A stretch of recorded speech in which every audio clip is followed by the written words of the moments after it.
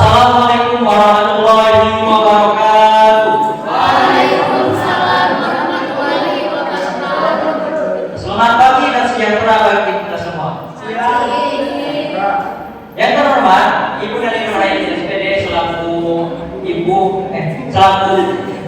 kata diklat bidang mata diklat bahasa Indonesia, peserta debat dan serta hadirin sekalian. Pada kesempatan berbahagia ini, mari kita panjatkan puji dan syukur kehadirat Allah yang Maha Esa. Karena atas rahmat karunia-Nya, kita dapat berkumpul di sini dalam keadaan sehat walafiat mengikuti debat dengan tema kuliah menunda pengangguran.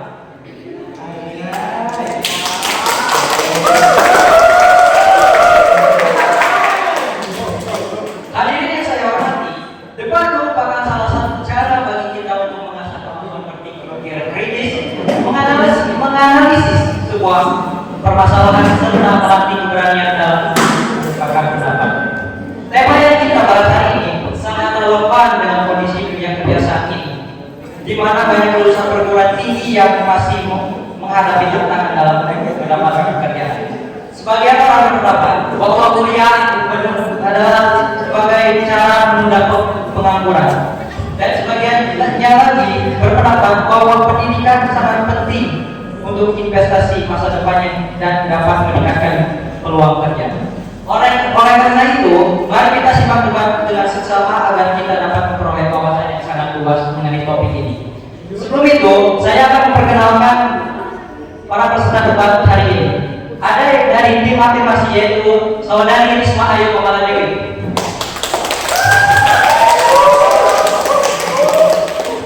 Yang kedua, ada dari tim oposisi yaitu Saudari Lala Intan Ramadan.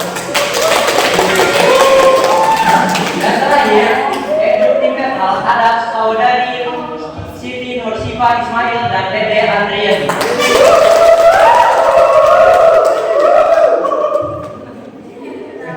Sebelum kita mulai, saya akan menyampaikan beberapa peraturan.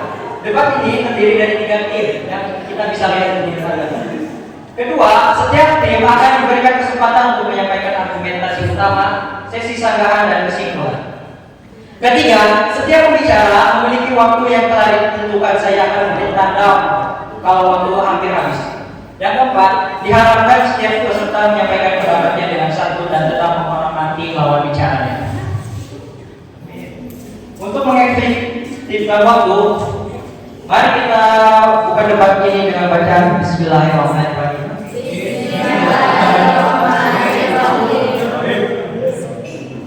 Baik, sesi pertama penyampaian argumen utama yang akan disampaikan oleh tim afirmasi.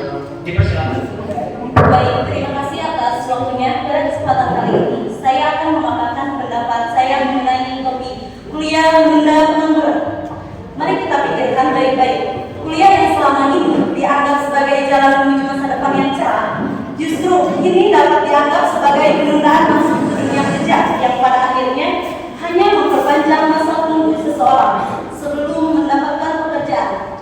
Saya melihat data berdasarkan Badan Pusat Statistik per Agustus 2024, jumlah pengangguran di Indonesia mencapai 7 juta orang lebih dengan 842.378 orang atau 11,28% berasal dari lulusan perguruan tinggi D4, S1, S2, dan S3. Bahkan persentase ini mengalami peningkatan 2 kali lipat dibandingkan 1 dekade terakhir.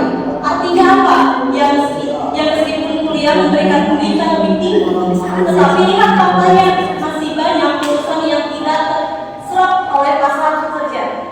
Tingkat pengangguran terbuka untuk lulusan perguruan tinggi sendiri hingga mencapai 5,18% pada Agustus 2023, yang membuktikan bahwa gelar akademik tidak selalu menjamin pekerjaan yang lebih cepat dan lebih baik dibandingkan lulusan SMA atau SMK.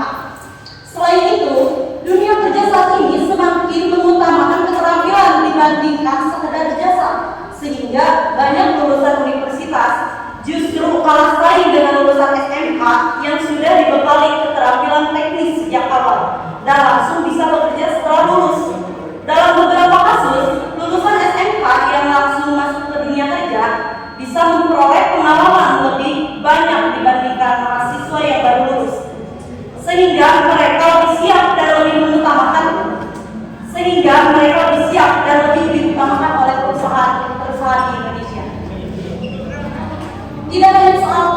Tidak hanya soal pengangguran, adanya wacana penerapan student loan atau pinjaman pendidikan juga menjadi masalah baru bagi mahasiswa dan lulusan perguruan tinggi.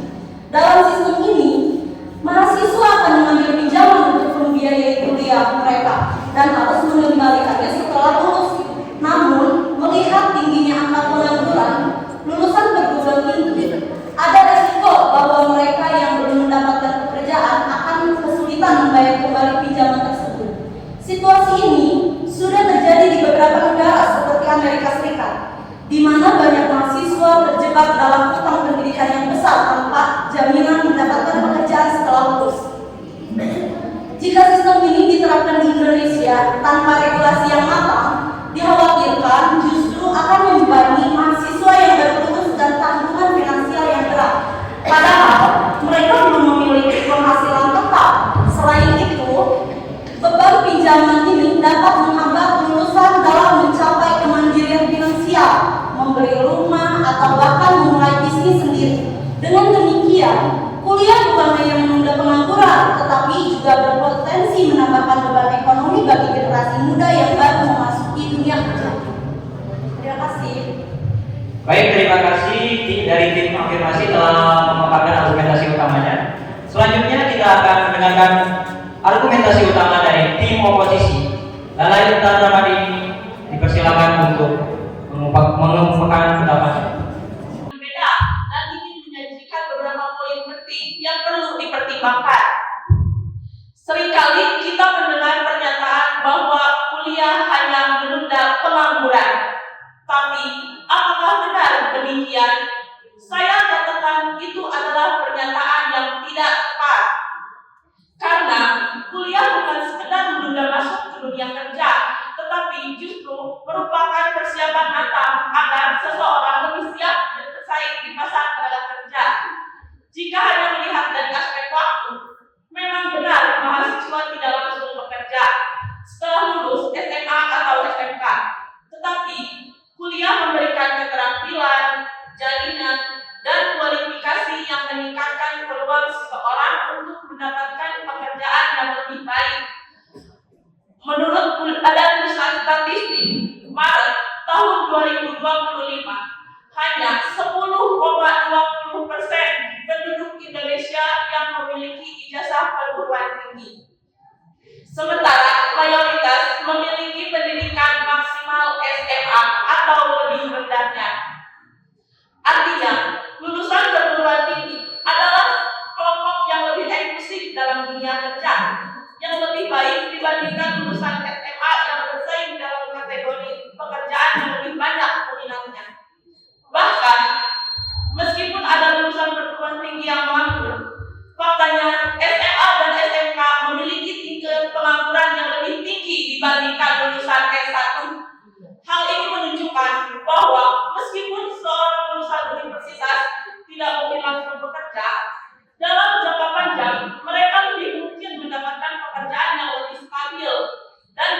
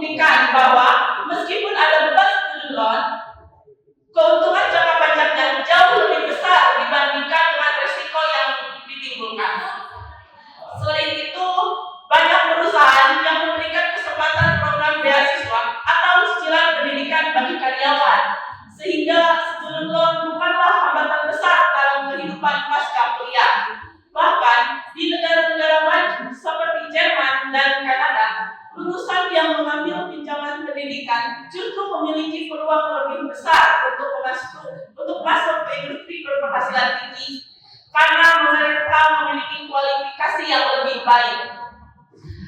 Dengan demikian, bukan kuliah yang menunda pengangguran, tetapi justru kuliah menjadi solusi untuk meminimalkan angka pengangguran. Lulusan perguruan tinggi memiliki peluang lebih besar untuk mendapatkan pekerjaan yang sesuai dengan kualifikasi mereka. Dan dalam jangka panjang, Waktunya tinggal 15 detik lagi. mereka lebih diuntungkan dibandingkan mereka yang tidak melanjutkan pendidikan.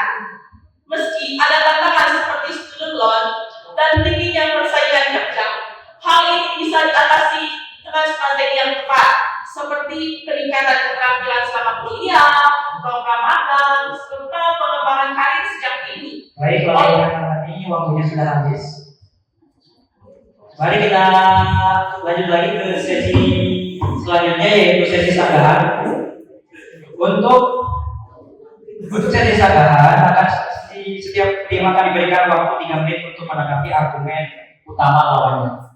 Baik, untuk Risma Ayu Kepala Dewi dari tim afirmasi untuk menanggapi argumen utama dari tim oposisi. Silakan.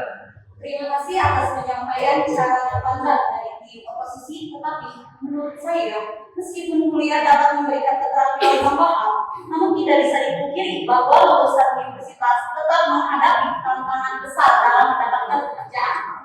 Data dari Badan Pusat Statistik menunjukkan bahwa pada Agustus 2024 terdapat 7.465.599 pengangguran di Indonesia, dan 11,28% dari jumlah tersebut merupakan lulusan diploma 4, S1, S2, dan S3. Fakta ini membuktikan bahwa tidak semua lulusan universitas dapat langsung memperoleh pekerjaan setelah lulus. Selain itu, perkembangan teknologi yang cepat menuntut keterampilan praktis yang seringkali lebih dikuasai oleh mereka yang memiliki pengalaman kerja langsung dibandingkan mereka yang hanya mengandalkan pendidikan formal. Selain itu, biaya kuliah yang tinggi juga menjadi masalah serius di Amerika Serikat. Biaya pendidikan tinggi selama 4 tahun telah naik lebih dari 2 kali lipat sejak tahun 1990-an. Akibatnya, banyak mahasiswa yang terjebak dalam hutang pendidikan dengan total pinjaman mencapai 1.620 miliar. Meskipun ada program penghapusan hutang, sistem ini masih belum berlaku secara luas dan hanya menguntungkan sebagian kecil mahasiswa. Dan ini membuktikan bahwa kuliah bukan satu-satunya jalan menuju kesuksesan, karena banyak individu yang sukses di dunia kerja meskipun tanpa gelar sarjana. Terima kasih. Baik, terima kasih untuk tim afirmasi dalam menjaga argumentasi utamanya. Baik, tim oposisi, bagaimana menanggapi tanggapan dari tim afirmasi yang begitu fakta? Baik, Tarapani, dipersilakan untuk menjawab.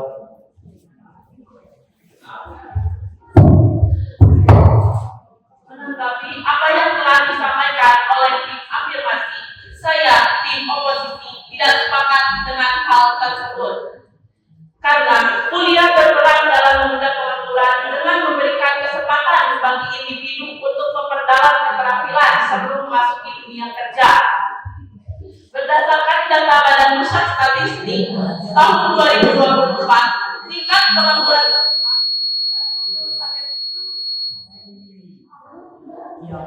untuk lulusan SMA mencapai 7,5%, sementara lulusan SMA SMK memiliki tingkat pengangguran lebih tinggi, yaitu 9,1%. Sebagai perbandingan, tingkat pengangguran lulusan universitas hanya sebesar 5,25%. Data ini menunjukkan bahwa pendidikan tinggi memberikan peluang lebih besar untuk mendapatkan pekerjaan dibandingkan hanya lulusan SMA atau SMK. Selain itu, universitas juga menyediakan program magang dan kerjasama dengan industri yang membantu mahasiswa mendapatkan pengalaman sebelum lulus, sehingga mereka lebih siap menghadapi persaingan kerja.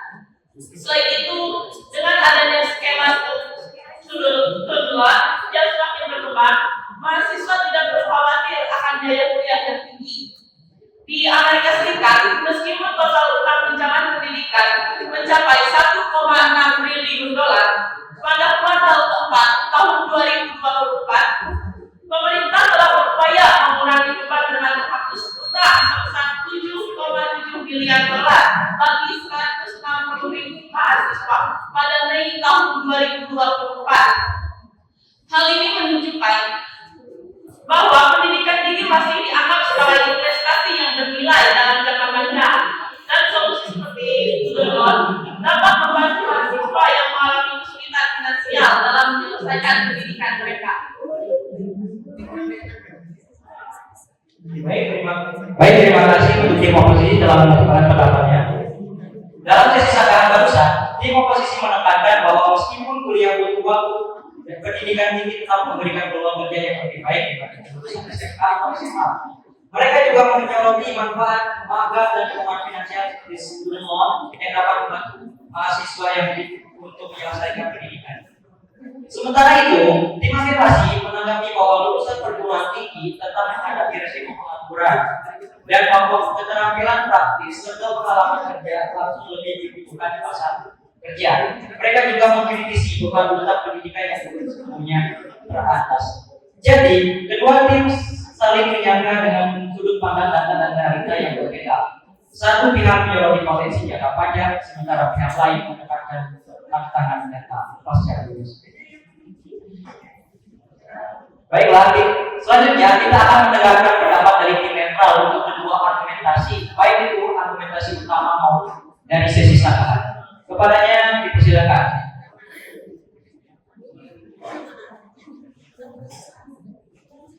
Baik, terima kasih atas waktunya. Kami telah mendengarkan kedua argumentasi yang sangat luar biasa yang telah didapatkan oleh tim konfirmasi dan operasi. Kami menyimpulkan bahwa perdebatan mengenai apakah kuliah memberikan pengangguran atau tidak sebenarnya sangat tergantung pada berbagai faktor, baik dari segi risiko yang ditinjau maupun kondisi pasar kerja. Dalam beberapa kasus, kuliah memang bisa memperpanjang masa tunggu seorang sebelum bekerja karena mahasiswa menghabiskan beberapa tahun menyelesaikan pendidikan. Sementara rekan-rekan yang tidak melanjutkan kuliah mungkin sudah mulai bekerja lebih awal. Selain itu, tidak semua lulusan perguruan tinggi langsung mendapatkan pekerjaan, terutama jika keterampilan yang mereka miliki tidak sesuai dengan kebutuhan industri atau jika persaingan kerja semakin ketat. Berdasarkan data Badan Pusat Statistik per Agustus 2024, tingkat pertumbuhan lulusan perguruan tinggi mencapai 5,18%, yang menunjukkan bahwa meskipun seorang memiliki gelar akademik, tidak ada jaminan bahwa mereka akan langsung mendapatkan pekerjaan setelah lulus. Namun, di sisi lain, kuliah juga bisa menjadi jalan untuk meningkatkan peluang seseorang mendapatkan pekerjaan yang lebih baik. Lulusan perguruan tinggi umumnya memiliki akses ke pekerjaan dengan gaji yang lebih tinggi dan jenjang karir yang lebih stabil dibandingkan mereka yang hanya memiliki ijazah SMA atau SMA. Menurut Bank Dunia, lulusan perguruan tinggi memiliki penghasilan 30-50% lebih tinggi dibandingkan pendidikan mereka yang hanya lulus SMA. Hal ini menunjukkan bahwa meskipun kuliah memperlambat masuknya seorang ke dunia kerja, dalam jangka panjang, keuntungan finansial dan stabilitas